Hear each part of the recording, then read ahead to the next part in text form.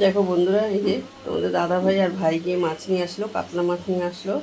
জ্যান্ত কাতলা মাছটা, মাথাও আছে বড় বড়। তো চলো কাতলা মাছটা আজকে রান্না করব। আর এদিকে দেখো কত সবজি নিয়ে এসছে। আমি বলেছি রোজকার সবজি রোজকার আনবে, এত সবজি এবার নষ্ট হয়ে গেছে না, এই জন্য দেখো বলেছি রোজ মানে বেশিরভাগ বাজার করে রাখার কোনো দরকার নেই, গরমে যতই ফ্রিজ থাকুক গরমে নষ্ট হয়ে যায়। এদিকে দেখো যে লাল শাক নিয়ে এসছে, কুমড়ো নিয়ে এসছে, এদিকে বরবটি নিয়ে এসছে, এদিকে দেখো ডাঁটা শাক নিয়ে এসছে, আর এদিকে যে ভেন্ডি নিয়ে এসছে আর লঙ্কা নিয়ে এসছে। এই সকালবেলায় নিয়ে আসলো, এখানে ভ্যান এসছে, ভ্যানের কাছ থেকেই নিয়ে এসছে। ডিউটি থেকে এসে ঘরে ঢোকে নিয়ে আগে সবজি আর মাছ নিয়ে আসলো।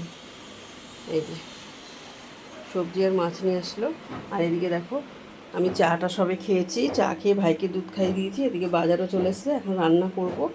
এদিকে ভাই দেখো ওই জানলায় বসে বসে বায়না করছে, এখনও দাদা আসেনি, দাদার সাথে ঘুরতে যেতে পারিনি, এত গরম ওকে বাইরে বের করছি না।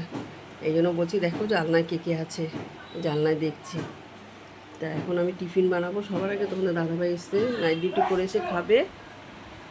তো চলো। আর মেয়ে এখন মাছ চাচ্ছে, যে মেয়েকে মাছটা দিয়ে আসি, মেয়ে নিচে ধোবে। চলো, এই যে আমার মেয়ে এখন মাছ ধোবে। আমার মেয়ে মাছ মাংস কাউকে ধুতে দেয় না, ও একটু পিটপিটানি তো, মাছ মাংস নিজের হাতে ধোবে, তাহলেই ও খাবে, নাহলে ও খাবে না। কাউকে ধরতে দেবে, যত অকেশন থাকুক যাই থাকুক, মাছ মাংস ও ধোবে, সে যত সময় লাগুক। ও কাউকে ধুতে দেয় না মাছ মাংস, নিজে নিজে মাছ মাংস ধোয়। কেননা ও মাছ মাংসকে যদি আমিও ধুই তাও ও খেতে চায় না, ও এইরকম।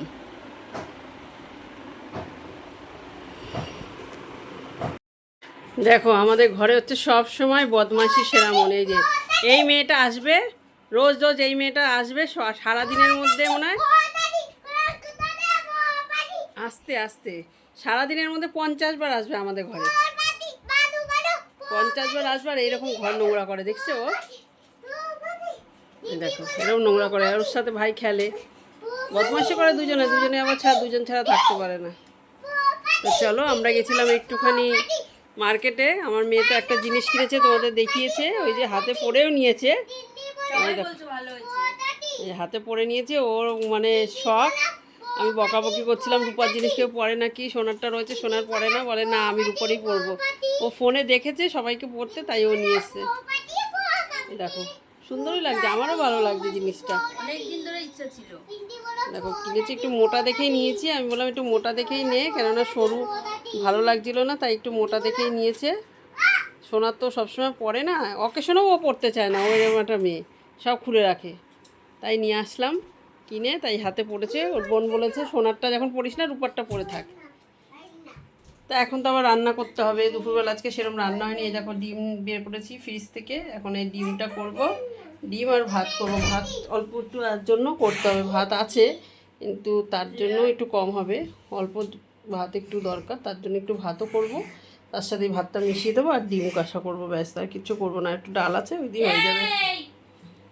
তো চলো এখন আমি আগে জামাটা ছেড়ে আসি। এই দেখো জামা ছাড়িনি এখনো,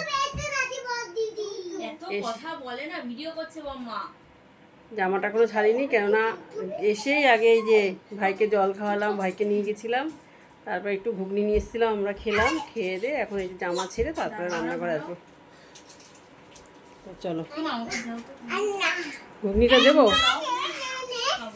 দেখো আমার মেয়ে এখন ঘুগনি খাবে, তখন খায়নি, এখন ঘুগনিটা খাবে। খাসি চর্বি দিয়ে ঘুগনিটা বানিয়েছি। এই যে ভালোই লাগে এই ঘুগনিটা, গরম গরম বেশি ভালো লাগে, ও গরম গরম তো খেতে পারলো না, এখন খাক। ভালো হয়েছে না? ভালো হয়েছে ঘুগনিটা।